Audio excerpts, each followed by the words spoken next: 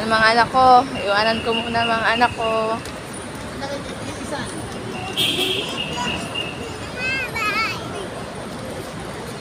Yan, sabihin mo kay mama. Natulog na yan mga anak ko sa sasakyan. Maybe, ngayon po ay magwa 1 AM na yan. Sinama ko mga anak ko sa airport.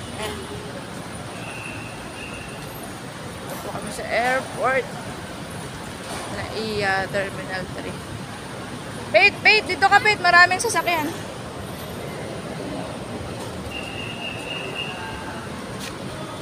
Mamaya na lang po ako mag-video. At hinahanap ako mga kasama ko. Ha?